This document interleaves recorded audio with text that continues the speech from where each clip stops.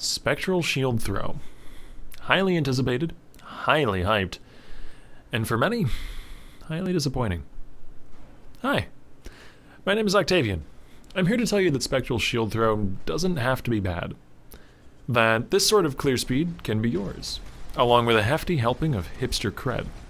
Now, a caveat before we get much further.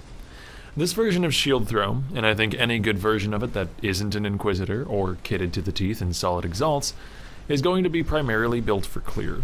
This skill is fun as hell to play in my opinion, and can clear packs like a demon, but flops limply and limps floppily against bosses like a fish out of water. With that said though, let's get into how my build ticks. As a general overview, I decided to take a crit and physical to cold conversion route in order to get the most out of my shield throw scaling. One of the problems the skill has lies in the fact that many of the nodes in the passive tree simply don't help it out at all, as anything weapon specific, such as elemental penetration with weapons, becomes unusable. This is because, unlike any other attack skill, Shield Throw ignores your main hand for determining DPS, and instead scales DPS off of, well, your shield. This has both upsides and downsides, however, as it means that any weapon we do use can be used for any secondary benefits it might provide. For instance, Yours Mirage can be used for an additional chain, whilst ignoring its poor DPS, or Chimeria's Avarice for the icicle explosions, or just a well-rolled stat stick that doesn't require any sort of real DPS numbers. With that in mind then, let's approach the choices I made in my version of Shield Throw. Let's start at the beginning. Class choice. There are many solid options for Shield Throw, with essentially any Ascendancy capable of scaling an attack being a decent option. But I've gone for Deadeye in order to accelerate clear speed as much as possible and to scale projectile damage and effects. I think this plays into what Shield Throw really wants to be the best. Deadeye's Tailwind node is the single best accelerant of clear speed in the game at the moment. Animation speed scaling is something not generally possible through other means, which in a way means it can be thought of as a more multiplier to movement speed, attack speed, and even something like Warcry speed, since this stat existed previously as something of a flat, unscalable value, which Deadeye can now access. This is sort of like if we had a volume knob, turned it to 10, but we wanted more out of it. Then, instead of adding an 11 to that knob, we get a whole new knob that multiplies all the values on the first one by 1.5, 2, whatever, every time we tick it upwards. This is effectively what scaling animation speed is. So yes, Deadeye. Tailwind, though, is not the only thing Deadeye has to offer, even though it is the best thing. Fast and Deadly allows the build to be quite greedy in terms of accuracy, barely investing into it at all, since accuracy is doubly effective. The final four nodes are Farshot and Ricochet, which are both taken for the projectile behavior effects they offer. This build stacks as much projectile speed as possible to squeeze a lot of usefulness out of the fractured shield throw projectiles, as well as a light poacher, which takes advantage of the extra chain from Ricochet very well as well. Ricochet is particularly good if you go the route for the build which makes use of Chimeria's Avarice, as I'll go into later, since the projectiles from that gain benefits from the chain as well. But that's getting ahead of ourselves. Actually, not that far ahead.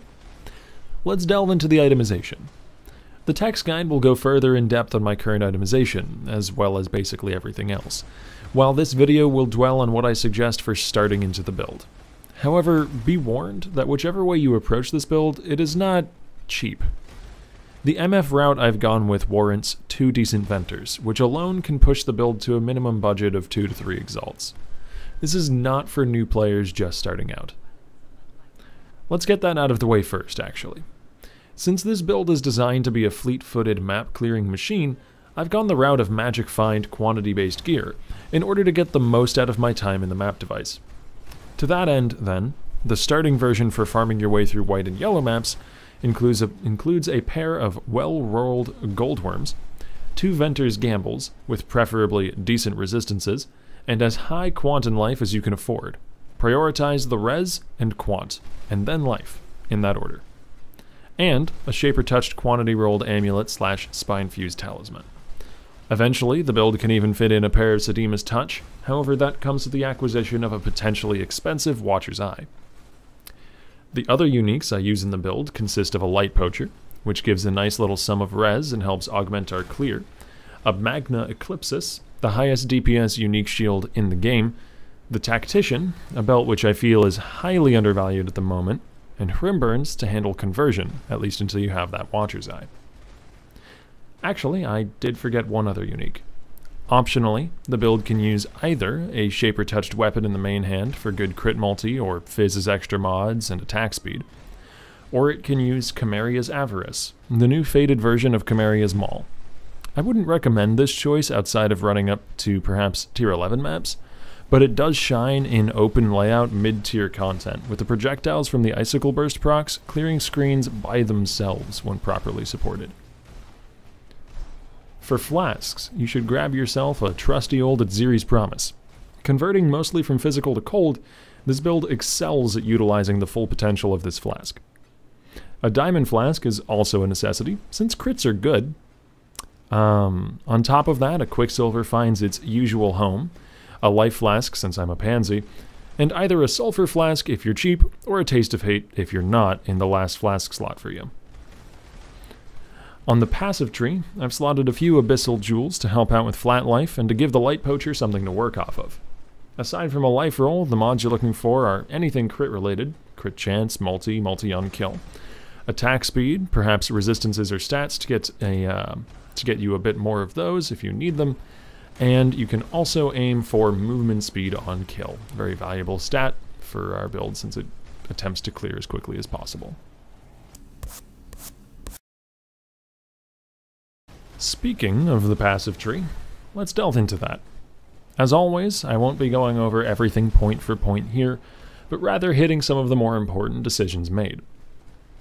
Every single node I can reach that gives projectile speed, I pick up. This is key to scaling Light Poacher to being at all decent, or even great, and I even use faster projectiles in the Light Poacher to that effect. The item certainly has seen nerfs since previous incarnations, but is still quite strong with proper investment. Elemental damage with weapons, or pen with weapons, or any node that specifies weapons is avoided. This is due to what I mentioned earlier with Shield Throw not being able to use these clusters. Instead, most of the damage wheels scale generic projectile damage, perhaps cold damage or crit. Winter Spirit is picked up in order to achieve some of our cold conversion, the rest being acquired through gear. I grab a single accuracy cluster in order to augment the benefits from Fast and Deadly, but that really is all that is necessary to hit a very comfortable 94% hit chance. As well as that, I spec into some movement speed, onslaught on kill, and frenzy charges, all in order to maximize clear speed. Really, there isn't that much else to the tree. The text guide has the full version as well as leveling versions for anyone interested. This seems as good a spot as any to mention my bandit choice, which was a Lyra for multi and some help filling out res. As far as the Pantheon, chosen powers are pretty basic. Shikari, if you can get the poison immunity upgrade, is always great. Brian King to help deal with stuns.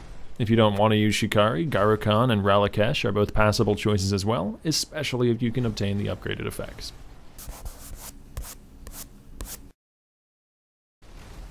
On to skill gems. The main attraction, Shield Throw, is supported by, in order of importance, elemental damage with attack support, increased critical strikes, cold penetration, physical projectile damage support, and increased critical damage support. LE damage with attacks is our single most powerful damage support, and I always prioritize high crit in any crit build I run, since it makes the build feel far more smooth to play. Cold pen support is one of the very few sources of cold pen that Shield Throw is able to effectively utilize, and so is rather important to any setup that aims to clear higher tier content. Fizz Proj damage has an unfortunate downside of slowing down our projectile speed, but is worth it for the damage boost, I'd say. Increased critical damage is more relevant than any flat damage gems such as Ice Bite or added Cold, since Shield Throw has so much base damage from a decent shield already.